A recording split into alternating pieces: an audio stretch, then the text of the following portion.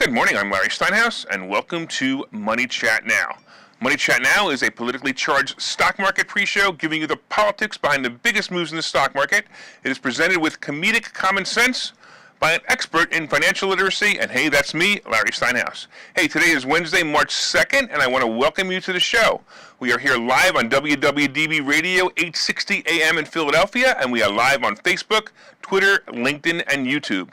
Hey, of course, if you want to find me, you can find me on Facebook, TikTok, and other social media by searching Larry Steinhouse. Hey, just a reminder, I want to remind you all, hit that like button, hit that share button, and don't forget to subscribe to the YouTube channel and like the Money Chat Now page on Facebook. And you can comment live during the show on YouTube, Facebook, LinkedIn, and Twitter. And please say hi so I know you're watching.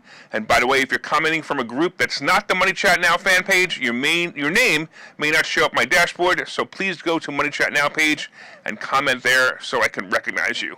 Money Chat Now, of course, is brought to you by Investor Schooling, and you can attend a complimentary class this Thursday by going to investorschooling.com.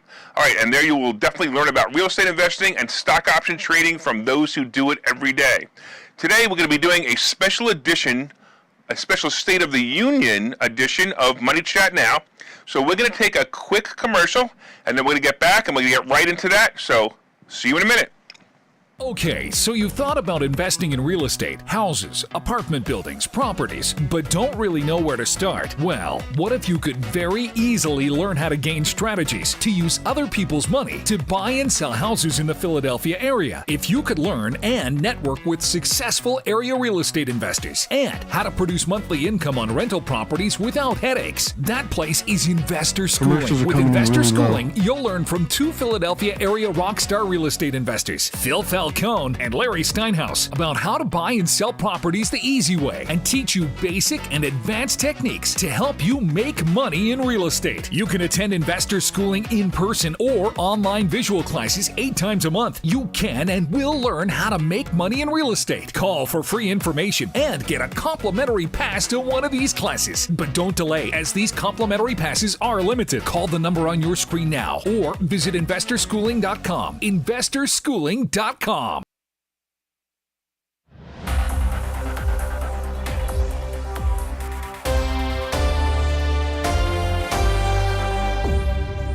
All right, welcome back to Money Chat Now, and today's special edition, or special State of the Union edition of Money Chat Now. And I hope you enjoy the presentation, and don't forget to share it with your friends, share it in groups, leave me comments. I got a lot to cover today, so I may not be able to acknowledge your comments, but enjoy this special presentation, and let's begin. All right, last night we were honored to have the President of the United States enter our living rooms through the idiot box hanging on the wall. By the way, it finally dawned on me where that expression came from. Clearly, it was the foresight of someone who knew Biden was going to be president one day. Anyway, we all know that President Poopy Pants and his minion of Democrats all gathered and watched as Biden told the country and world what a great job he was doing.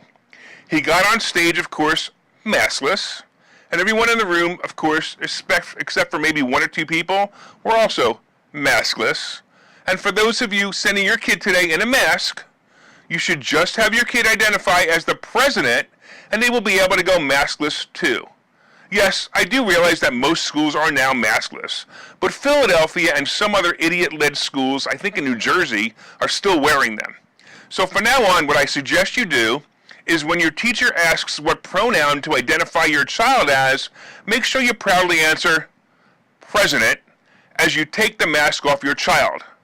Now back to the speech. So Butthead Biden started off his address mumbling about COVID and how last year this address could not be had. He quickly went into the war.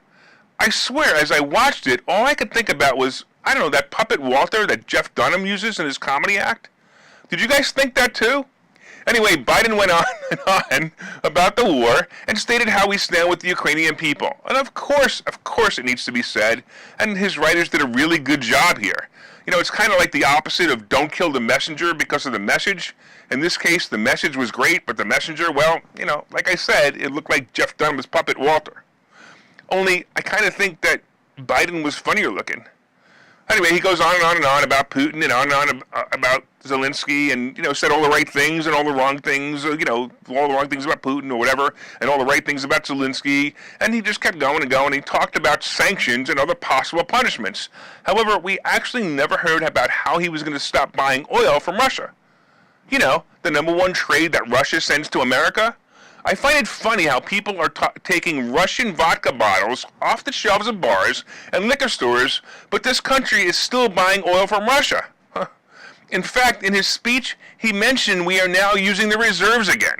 So for those of you who don't know what I'm talking about here, the U.S. Strategic Petroleum Reserve consists of 4 underground salt caverns along the Texas and Louisiana coasts that currently hold about 605 million barrels of oil.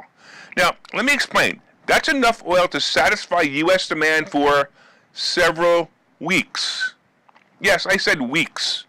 This is a scary thought. If you think about it, the supply, by the way, is owned by the U.S. government and managed by the Energy Department. And Biden has ordered some of these barrels, 68 million is what he said in his speech, to be exact, to put into use. So the total barrels held by the entire alliance, by the way, some other countries, is 715 million. Now, when you realize that this oil is for emergency use only, using it to lower oil prices and gas prices is probably not a good use of this oil, especially when it is only a reserve meant for weeks of use, right? However, Biden ordered them to be released anyway.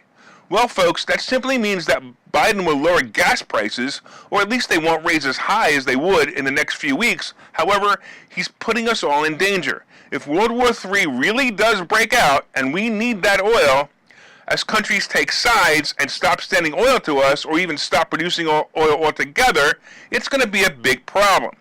This is the think about now ideology that will kill our future. So be careful with this, right? So Biden actually had the nerve to talk about the inflation problem next. He quickly moved on to the infrastructure bill. It was almost like he told the American poor people that, yep, we know we need to talk about you, but I'm just going to mention it for 3 minutes of my speech, and that'll make you all better. Hey, don't forget to vote for me because I recognize the fact that you're poor, and we might have to do something about it. And even though we can't, we won't. So all you poor people who need help, sorry, but it's always Democrats who aren't going to help you, because they never do, even though they say they're going to. All right, I cannot believe the next place he went. He actually told Americans, you ready, to buy American products. Wow, what an awesome soundbite that was. However, if you remember, it was actually Trump who had companies coming back to America, and you, Biden, sent them packing back to China, Mexico, and other foreign countries. Biden then went into automobiles and actually had the nerve to tell the automobile company, you ready, to lower their costs and raise their wages. Oh.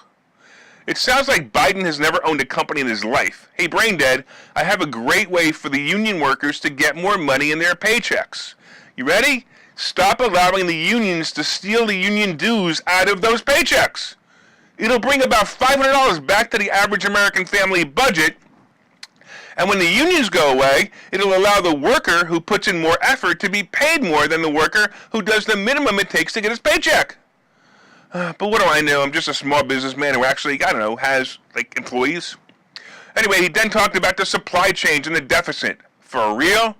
This guy has done more damage to both the supply chain and increased the deficit second fastest than any president in history. Let's go, Brandon. All right, let's take a quick break, and I'm going to come back and I'm going to talk to you more about this disaster. I'll see you in a minute. Okay, so you've thought about investing in real estate, houses, apartment buildings, properties, but don't really know where to start? Well, what if you could very easily learn how to gain strategies to use other people's money to buy and sell houses in the Philadelphia area? If you could learn and network with successful area real estate investors and how to produce monthly income on rental properties without headaches, that place is Investor Schooling. With Investor Schooling, you'll learn from 2 Philadelphia area rockstar real estate investors, Phil Felger Cohn and Larry Steinhouse about how to buy and sell properties the easy way and teach you basic and advanced techniques to help you make money in real estate. You can attend investor schooling in person or online visual classes 8 times a month. You can and will learn how to make money in real estate. Call for free information and get a complimentary pass to one of these classes. But don't delay, as these complimentary passes are limited. Call the number on your screen now or visit investorschooling.com. Investorschooling.com.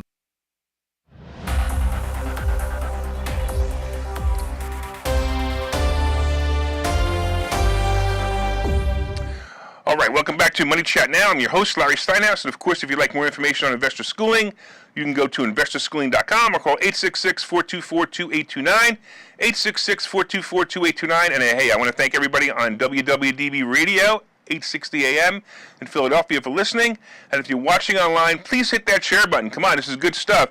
Hit that share button, we're all fellow patriots. Hit that share button with your Democrat friends and let them know what I think about the State of the Union address, right? You can help your friends learn more about how to make more money, and of course hit that like button. Let me know you're enjoying the show. And leave comments on Facebook, Twitter, LinkedIn, and YouTube. I am seeing your comments. I'm just moving really fast today because I got a lot to cover, so I may not be able to get to them, but I want to thank everybody online for watching and leaving the comments. I totally appreciate it.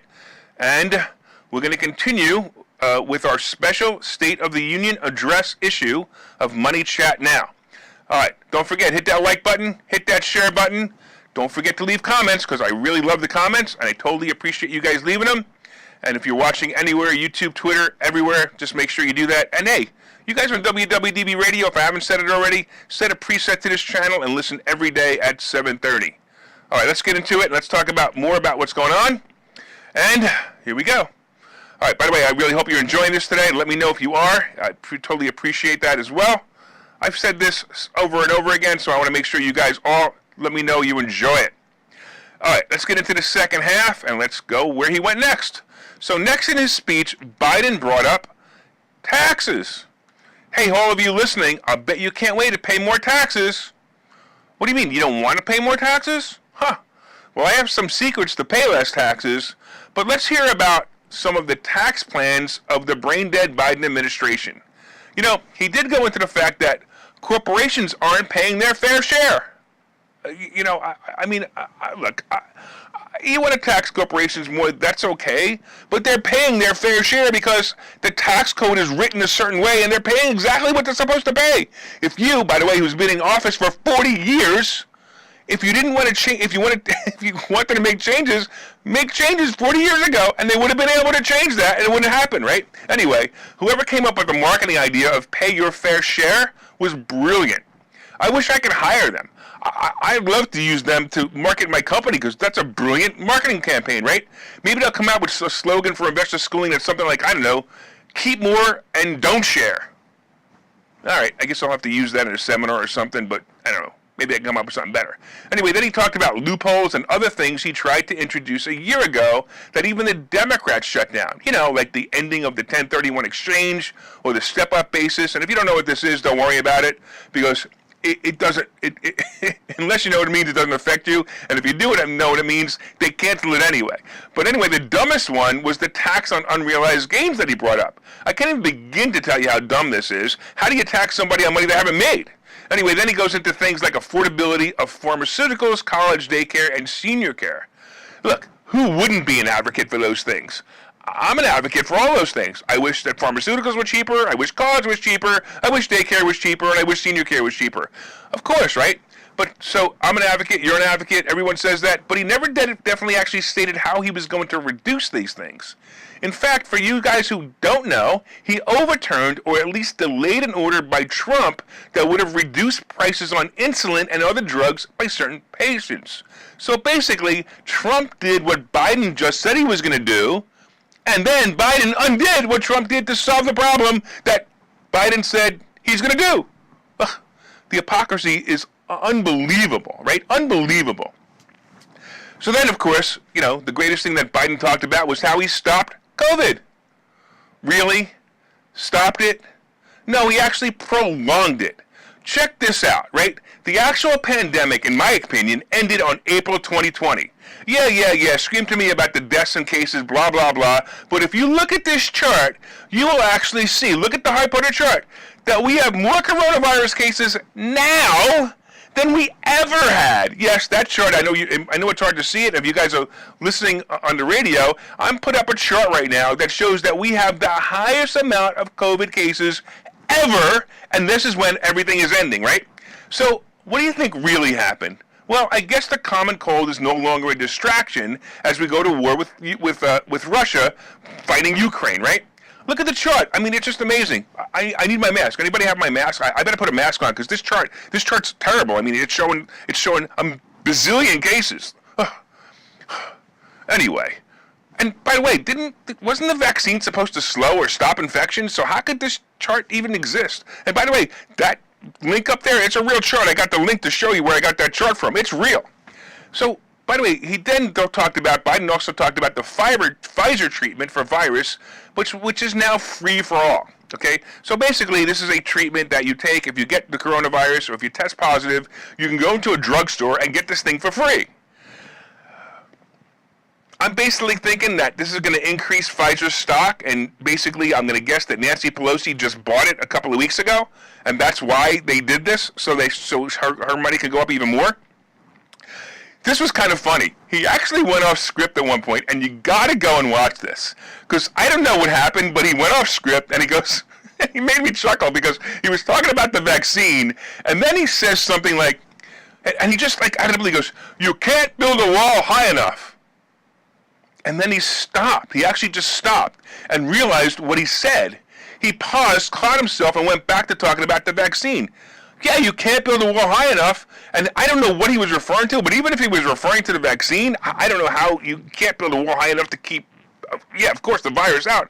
But I think he was kind of talking about maybe the next topic, which might be, I don't know, immigration or people crossing the border. But you got to listen to it because it's actually really, really funny. It was so fast. I had to play it back a couple of times, but it was so fast. All right. Then he went on to say, of course, send the kids and workers back to school. Duh. It was you and your Democrat minion who were keeping them away. Then he got into something that really made me angry.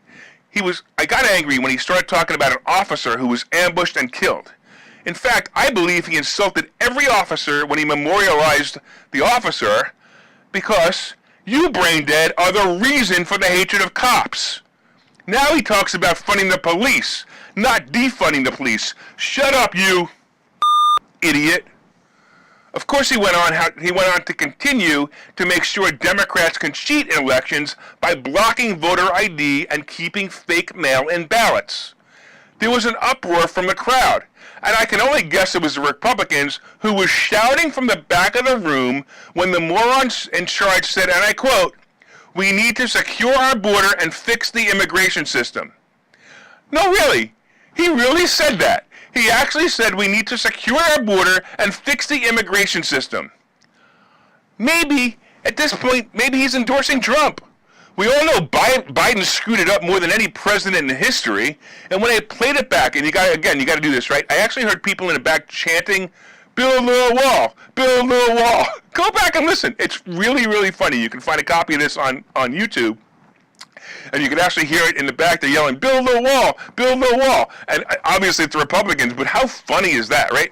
Anyway, by the way, I'm not going to take a break here where I normally do, so I want you guys to make sure you hit that like button, hit that share button, let everyone know what a great show this is and what's happening here, because this is some great stuff. I got a lot more to go, so I just want to let you know that normally I would take a break here, but I want you to continue to share this. I want you to continue to listen to it. Keep leaving the comments. I'm loving some of the comments. You guys are cracking up. I can see you guys online, and you can, of course, leave comments on Facebook, LinkedIn, YouTube, and Twitter. And, of course, if you're listening on WWDB Radio, I'm Larry Steinhouse, and this show is Money Chat Now, and today we are doing our special edition of the State of the Union Address and my comments on it. And if you're enjoying it, please let me know. Look me up when you get back to your car or back home and let me know that you're enjoying it, of course. All right, so let's get into some other things happen. All right, we'll get back to, let's get back to the clown show. Okay, so as we neared the end of the speech, Biden talked about the opioid crisis, and he said he's going to do all he can to stop it. Hey, Biden, did you meet Hunter yet?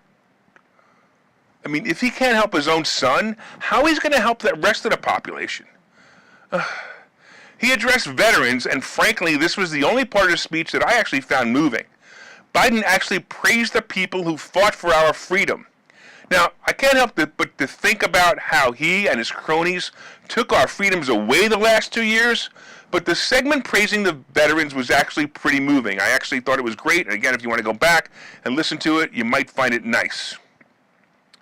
A few minutes later, however, he had the nerve to say that they fought against totalitarianism.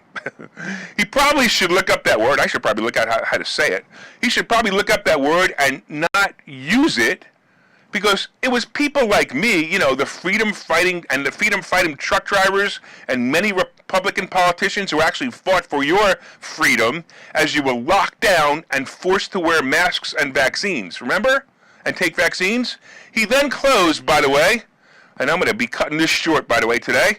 He then closed with, "We are stronger in America than a year ago."